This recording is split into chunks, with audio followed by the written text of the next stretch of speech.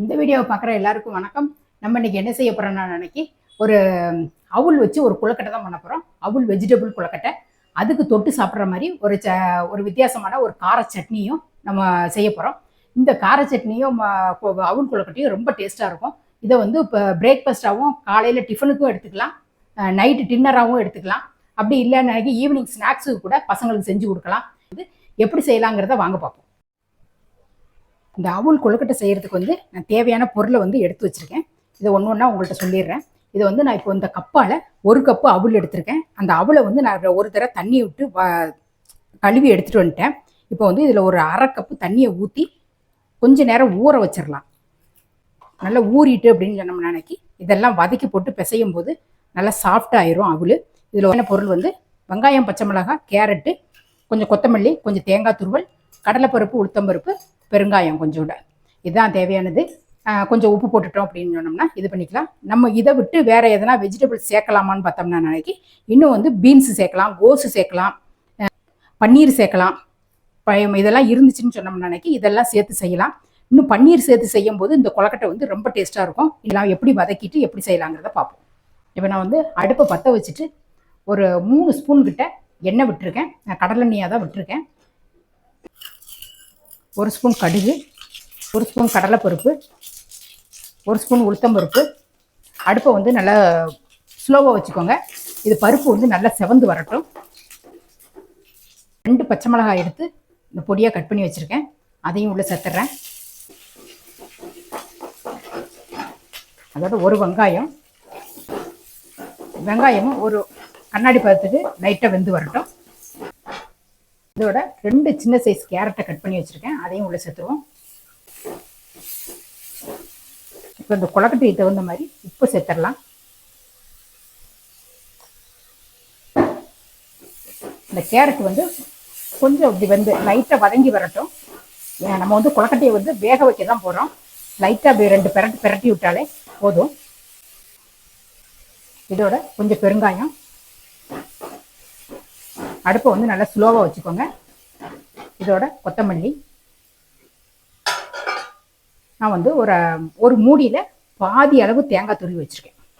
அதையும் உள்ளே போட்டுட்டு இப்போ வந்து நம்ம அடுப்பை ஆஃப் பண்ணிட வேண்டியதான். தேங்காய் போட்டுட்டு ரொம்ப நேரம் வந்து இது பண்ண வேண்டாம். நான் அடுப்பை ஆஃப் பண்ணிட்டு தான் இப்படி கிளறி விட்டுட்ருக்கேன்.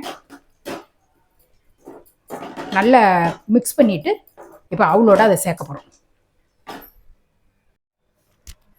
இப்போ வந்து அவுளில் ஊறி வந்துட்டு இப்படி கையால் மசிச்சாலே நல்ல இந்த அளவுக்கு மசிது பாருங்க. அந்த அளவுக்கு நல்லா ஊறி வந்துட்டு நான் வந்து பிளாஸ்டிக் கிணத்துல இருந்தது, அதனால் நான் வந்து இந்த இதில் ஸ்டீல் கிணத்துல மாற்றிட்டேன். ஏன்னு கேட்டோம்னு நினைக்கி இது கொஞ்சம் சூடோடு போடுறதுனால அது சரி வராது அப்படின்ட்டு மாற்றிட்டேன். இந்த கேரட்டு இது எல்லாத்தையுமே உள்ளே சேர்த்துவோம். இதை வந்து நல்லா அப்படி கரண்டியாலேயே நல்லா அப்படி அவுளையும் நல்லா அமுக்கி நல்லா அப்படி பிசைஞ்சு விடணும். வந்து இதை வந்து நான் கொஞ்சம் கரண்டியால் மசித்தேன். அதுக்கப்புறம் நான் கையாலேயே நல்லா மசிச்சு நல்லா பிசைஞ்சு இது பண்ணிட்டேன். இப்போ இடியாப்ப தட்டு எடுத்திருக்கேன். நீங்கள் வந்து இட்லி தட்டிலனாலும் இது பண்ணிக்கலாம். நான் வந்து இந்த இடியாப்ப தட்டில் வந்து இப்படி ஒரு துணியை விரிச்சிக்கிறேன். துணியை விரிச்சிட்டோம்னா எடுக்கிறதுக்கு கொஞ்சம் வசதியாக இருக்கும். இல்லைன்னா அதில் வந்து தட்டில் வந்து எண்ணெய் தடவிக்கோங்க. இந்த மாதிரி தட்டு இல்லை அப்படின்னாலும் வந்து நம்ம இட்லி தட்டிலேயே ஒவ்வொரு குழியிலையும் 2 வச்சு அப்படி கூட அவிச்சிக்கலாம். லைட்டாக அப்படி தண்ணியை தொட்டுட்டு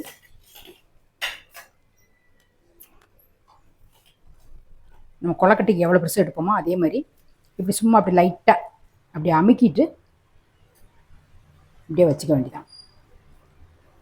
கையில் ஒட்டுற மாதிரி இருந்ததுன்னா லைட்டாக அப்படி தண்ணியை தொட்டுக்கிட்டு இது பண்ணிங்கன்னா அன்னைக்கு கரெக்டாக இருக்கும். இதே மாதிரி நம்ம இந்த எல்லா கொழுக்கட்டையுமே பிடிச்சிருவோம். நான் வந்து இந்த மாதிரி உருட்டி எடுத்திருக்கேன். ஒன்று வந்து பிடி மாதிரி பிடிச்சிருக்கேன். ஒரு 3 கொழுக்கட்டை இந்த மாதிரி உருட்டியும் வச்சுருக்கேன். நம்ம எந்த ஷேப்பில் வைக்கணுமோ அந்த ஷேப்பில் நம்ம செஞ்சு எடுத்துக்கலாம். இப்போ வந்து இட்லி பண்ணில் வேக வச்சுருவோம். நான் ஏற்கனவே கொழுக்கட்டை பிடிக்கும் போது தண்ணியை வந்து நல்ல ஒரு டம்ளர் தண்ணியை ஊற்றி நல்லா சூடு பண்ணிட்டேன். இப்போ வந்து இந்த தட்டை வந்து உள்ளே வச்சிடறேன். வச்சுட்டு ஒரு 7லேருந்து ஒரு 10 நிமிஷம் நல்லா வேகட்டும். வெந்ததுக்கப்புறம் எடுத்துடலாம். அடுப்பை வந்து ஃபுல் ஸ்பீட்லேயே வச்சு நல்லா வேக விடுங்க. இப்போ வந்து இந்த கொழுக்கட்டை வந்து அந்த அடுத்த அடுப்பில் மாற்றி வச்சுட்டேன். ஏன்னா இந்த அடுப்பில் சட்னி அரைக்கல வேகிறதுக்குள்ளே நம்ம வந்து சட்னியை ரெடி பண்ணிக்கலான்ட்டு இது பண்ணிகிட்ருக்கேன். இப்போ வந்து நான் சட்னிக்கு வந்து கொஞ்சம் கொத்தமல்லி, ஒரு 1.5 ஸ்பூன் கிட்ட எள்ளு, இஞ்சி, பூண்டு, தக்காளி. நான் காஞ்ச மிளகாவுக்கு பதில் காஞ்ச மிளகாத்தல் பொடி எடுத்திருக்கேன், தூள். அதாவது காஷ்மீரி மிளகா தூள் வந்து எடுத்திருக்கேன். நீங்கள் வந்து காஞ்ச மிளகாயும் போட்டு வறுத்து வேணாலும் அந்த சட்னியை ரெடி பண்ணிக்கலாம். நான் வந்து இப்போ காஞ்ச மிளகாய் இல்லைங்கிறதுனால நான் தூள் எடுத்துக்கிட்டேன். அப்படியும் செஞ்சுக்கலாம். இப்போ வந்து நான் ஒரு 2 ஸ்பூன் கிட்ட எண்ணெய் விட்டுருக்கேன். இப்போ வந்து எள்ளை சேர்த்துட்றேன். இப்போ இஞ்சி பூண்டு, மிளகா வத்தல் எடுத்தீங்கன்னு சொன்னோம்னா மிளகா வத்தல் இந்த டைமில் மிளகா வத்தலை போட்டுக்கோங்க. காஞ்ச மிளகா வந்து எடுத்தீங்கன்னு சொன்னோம்னா ஒரு 5 to 6 மிளகா கிட்ட இந்த சட்னிக்கு எடுத்துக்கலாம். இப்போ இந்த கொத்தமல்லியை சேர்த்துறேன். கொத்தமல்லி வந்து நல்லா சுருண்டு வதங்கி வரட்டும். 2 தக்காளி கட் பண்ணி வச்சிருக்கேன், அந்த 2 தக்காளியும் சேர்த்துறேன். சட்னிக்கு தகுந்த உப்பையும் உள்ள சேர்த்துறேன். சேர்த்துட்டு தக்காளி வந்து நல்லா மசிய வேக வைக்கணும். நல்லா குழைவா வரணும், அந்த அளவுக்கு நல்லா வதக்கி விடணும். அடுப்பை வந்து கொஞ்சம் மீடியமாக வச்சு வதக்கி விட்டிங்கன்னா நல்லா வெந்து வந்துடும். இந்த மிளகாத்தூளை வந்து நான் உள்ளே போட்டுறேன். நீங்கள் வந்து மிளகாயாக போட்டிருந்தீங்க அப்படின்னம்னா அப்படியே இது பண்ணிக்கோங்க.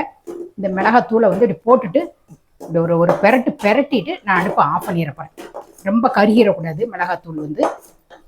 அதனால் இப்போ நான் அடுப்பை ஆஃப் பண்ணிடுறேன். ஆற வச்சுட்டு அரைச்சி எடுத்துகிட்டு வந்துடுறேன்.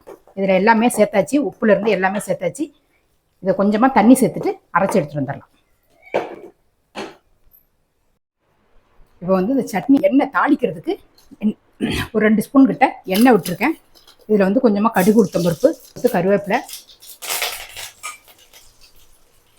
இப்போ வந்து இந்த சட்னியை வந்து உள்ளே சேர்த்துருவோம். இதில் கொஞ்சமாக இந்த மிக்ஸியை அலசிட்டு கொஞ்சமாக தண்ணி சேர்த்துக்கணும்.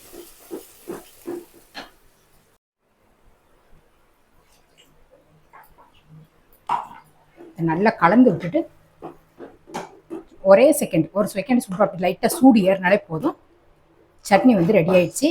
நான் வந்து கொழுக்கட்டையும் அங்கே ரெடி ஆகி நான் அடுப்பை ஆஃப் பண்ணி எடுத்துட்டேன்.